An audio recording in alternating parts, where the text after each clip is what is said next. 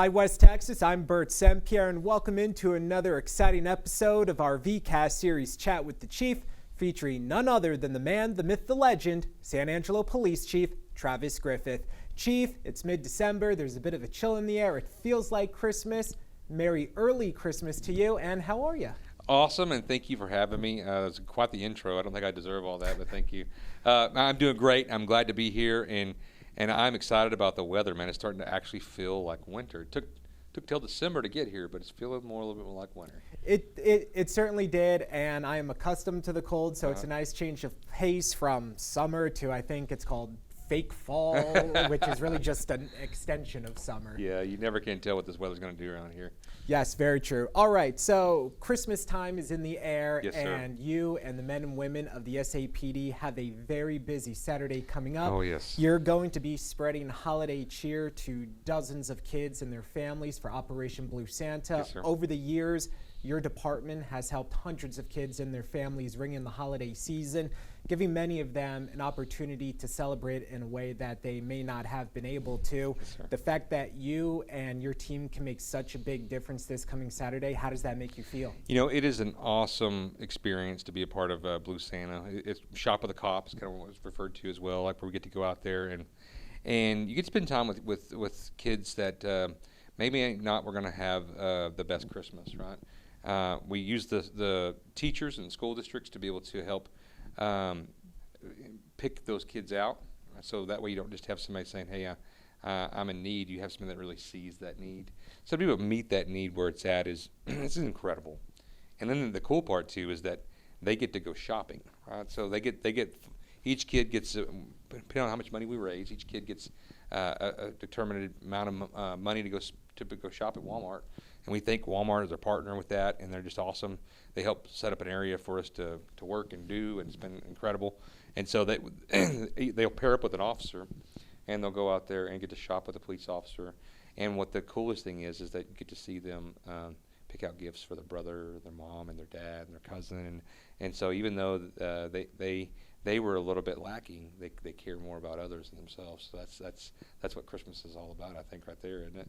At the core, it's that season that we stay focused on the reason for it. A bunch of the team here at Fox West Texas got to go out last year and Yes, sir. see that firsthand, and you're 100% right. There were several children there saying, you know, my father really likes this, or Right. my sister really enjoys this as well.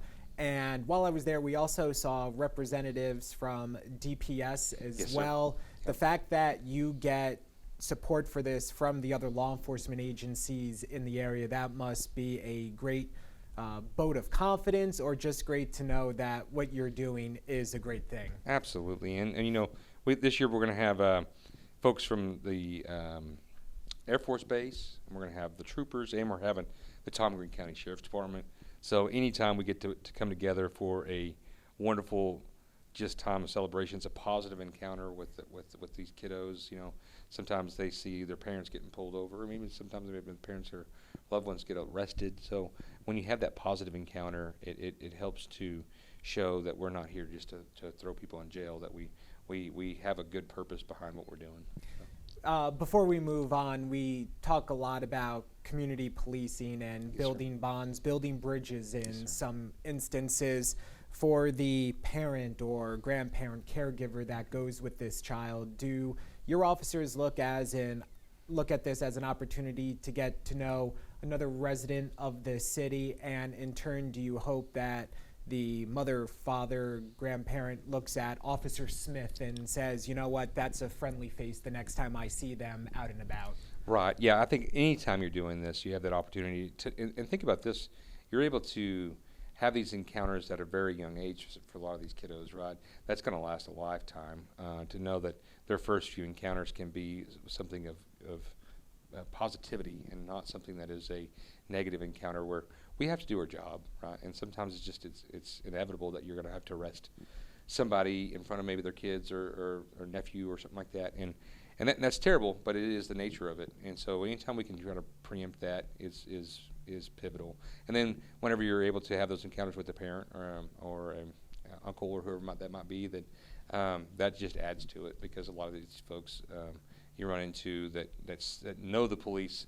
Many times you find it's because of bad reasons. So we want to flip that script and let people build relationships outside of that. Hey, who knows? It just takes one kid to have a great time this Saturday, and they say to themselves, hey, you know what? This officer was great and helped me out. When I get older, I want to be a police officer as well. Absolutely, and that's what we want, is to foster an environment where people care about their community and want to give back and serve in their community, and that's what makes San Angelo unique. So let's change topics a little bit. Earlier this month, you were out on the north side of the city. Yes, sir. Hosting a community meeting. Yes, sir. I believe this is the second type of this meeting sir. you've held in the city so far. You met with the community. How was the event, and what were maybe some of the comments or questions or concerns that the residents brought up to you? Yeah, so we have everything from traffic concerns to possible drug locations that get kind of talked about, and burglaries is always something that is talked about because our crime is trending down. It has been for a while. Those numbers we've kind of double checked those to make sure crime is going down in comparison to years in the past. But one thing that stays high, not higher than last year, the year before last, but that stays high in our metrics is burglary, and it's a very personable crime, right? So somebody breaks into your car, they take more than just your iPod or whatever, right? They take your sense of comfort and peace, and so we recognize that, and so we try to encourage people to, when they see something out of the ordinary, to say something, right? Report it to us. We talk about what we're doing with our drone program. Some people think that we're just doing it to go out and use drones as like a robot Big Brother type thing. This is physical, eyes on, and officers behind that, operating that drone for the purposes of trying to see people that are checking door handles. Because that's one of the things that we run into, is that the vast majority of burglaries that we have reported to us are unlocked accidentally. So we remind people to lock those doors, hide their belongings, get their belongings out if possible. Because that's one way to help combat that. Because they'll just go to the next door if it's locked. And then if you see something that's odd, it's 1 o'clock in the morning, and you see somebody that's all in black and they got a backpack, maybe let us know. I mean, it doesn't always mean that it's a crime, but let's go out and investigate. It's what we do. So that's kind of the stuff that we went through, and then we had some representatives from the police department there to address concerns. We also had 2 council people that were there to be able to directly encounter the citizens as well. So we're hoping to continue to build off of that, because we need the citizens. Like I can't stress that enough. It's not just an occupying force that's here to enforce rules, right? Mm-hmm. This is a community that needs to understand the struggles and the things that are laid before us right now. And so when they come to these type of meetings, you're going to get a real deal approach, right? You're going to know exactly what kind of crime citywide, and then we break that down into the district that we're kind of in, and show them what kind of crime we're seeing up there, because usually it's people that live in those areas that we're giving the information to. And then kind of address what we're doing to combat it, what struggles we have to combat it. And I think that when you each know the problems on each side of that coin, so to speak, then we're doing much better together, right? So that's the idea. And it's been well received, and we're going to continue to do this, kind of breaking it into almost kind of 4 quadrants. We'll do one on the east side, probably closer to summer, in between spring and summer. Next one we'll be doing is in the Southland College Hills, kind of a combo in that part of town, the west side, basically. And so we're excited to be able to continue to do that. You mentioned that the 2 previous meetings have gone well. Do you feel that this is important for the community, because whether it's going on Facebook or the website, writing an email, people always have tips or complaints or wishes for things that they would like to see better. The fact that they get to interact with you and elected leaders and law enforcement officials in person, directly speaking with you, do you think that makes a difference? I think so. I think when you want to know what's going on, and you can be provided a direct contact to maybe say a commander over a division, or Detective Mata, who's dealing with neighborhood problems, or even to myself, right? I'm one of my commanders, if it's something going on. That in itself is just a huge, I think, avenue to know that anybody can stop by my station. If I don't have a meeting going on, even if it's 5 minutes, I'll give them 5 minutes. I want them to know that I care about what they have to say, And if I can't fix it right then I'll get somebody that will get on it that could try to work towards it. And sometimes, I'm going to be realistic. I mean, sometimes there's people that come in or maybe call me on the phone or whatnot that have a concern with like driving in the neighborhoods, right? I think it's important for them to be able to hear, not only are we low police officers, and we've been making some strides there. We have 13 cadets coming up that are going to start the academy. We've hired 5 laterals. We're filling some major gaps with quality people. But even then, we're way behind the Texas average of police officers per 1,000, which is what the metric that they use to measure how many officers should be in a city. And so we got a long ways to go. And so I give them a realistic approach that we have to deal with major crime first. And so if we have those resources available, that's when we'll jump in and that's when we have Detective Mata's been trying to go around and address concerns, because just because we're short, it's not a good enough excuse, right? We want to be able to fix what we can where we're at and with what we have. And that's what my faith is, to be a good steward of what we've been given. And so that's kind of what we look for. Before we move on, you had mentioned the drone team at the SAPD. Yeah. And I only bring this up because it's been all over and it's making the rounds nationally, and Congressman August Pfluger was actually speaking about it the other day. Have you seen all these reports of the drones flying around New Jersey? Yeah. And as I know we're so far away, but just to pick your brain as the chief of the SAPD, what do you make seeing all these drones over a state? So it's concerning, and that's why I tell you it is, because it is, if you're tracking anything going on overseas, so whether it be with Russia, right, or with what's going on with Israel, or even in the Red Sea, drones are truly being weaponized, and that's a hard thing to combat. I mean, as law enforcement, we need to be able to protect our citizens, right? And so when I think about drones, there's a lot that goes into my heart says, hey, we need to make sure that we stay up to date with technology, finds ways that we can combat it. And obviously what we're seeing is there's some gaps there. And so I'm just encouraging in conversations with folks that have a better knowledge base to try to figure out what can we do in case this ever was a thing. And I think if we would have done stuff like this prior to previous terrorist attacks, right, maybe we could have been better prepared. And so that's what we look at. And I've spoken to several individuals that are on the state level and saying, hey, this is something that I have a concern with. What can we do to better prepare our local law enforcement for this? And so when you see that happen on the national level, right, when you see that happen in, going over major military installations and stuff like that, it's concerning. And I think that I guarantee you the federal government has something that they can utilize. But I mean, once we get that down to the local level, that's where I would have a little bit more peace of mind.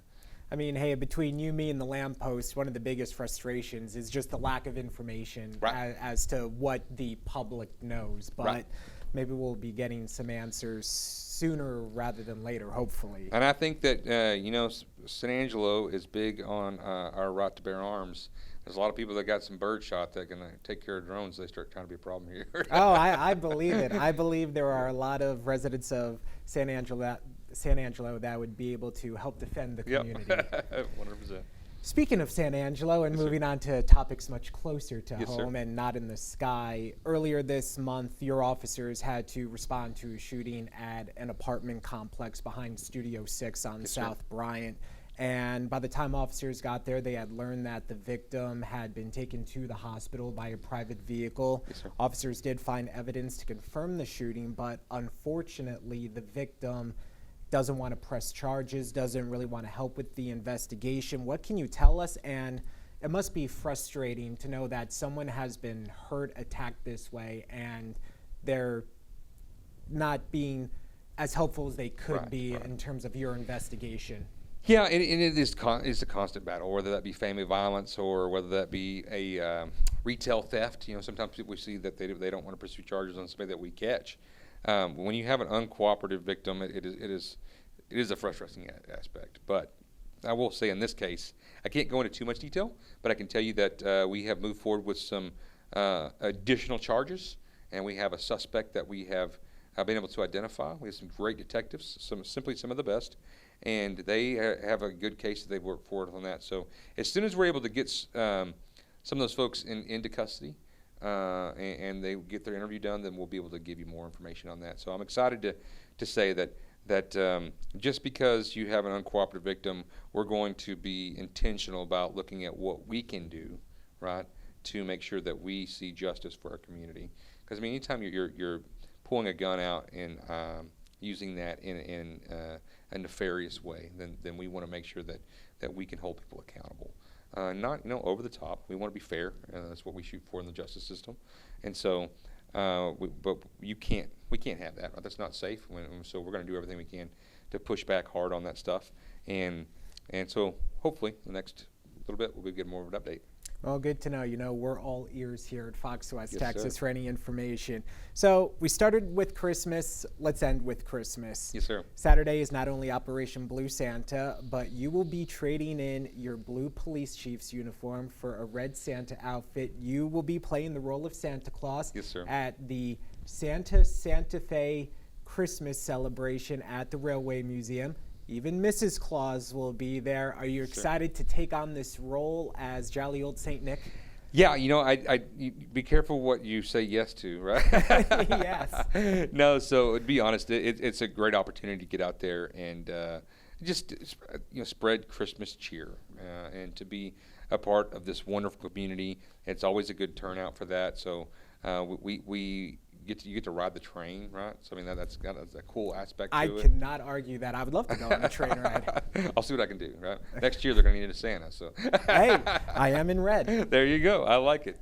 But no, it's a great opportunity to get out there and just be able to engage with folks and just have a great time and just enjoy this season. I think, it takes you back to being a kid again and just understanding that it's not just about gifts, it's about all coming together, about the family. And when some of those folks out there might thinking, well, I don't have that much family or I'm by myself or whatnot, reach out.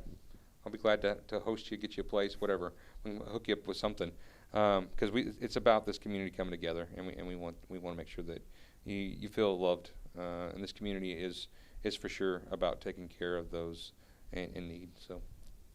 One thing I learned when I first came down here was there is a great sense of community here in San Angelo and really the Concho Valley and West Texas as a whole. Yes, sir.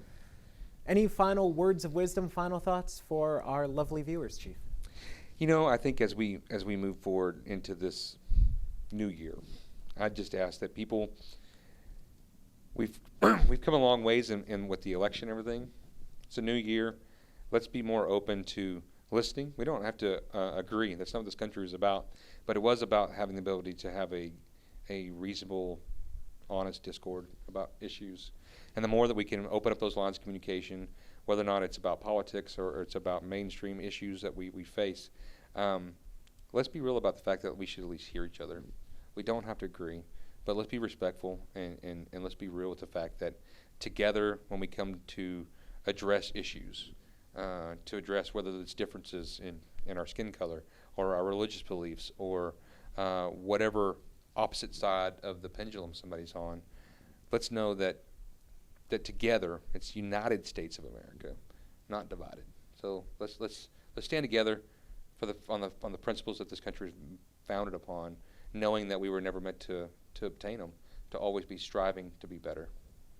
I asked for any words of wisdom, and you certainly delivered as always, Chief. Thank you very much for sitting down with us again. Thanks for having me. And thank you all for watching this episode of our VCAS series, Chat with the Chief, featuring San Angelo Police Chief Travis Griffith. I'm Burt Sempier. We'll see you next time.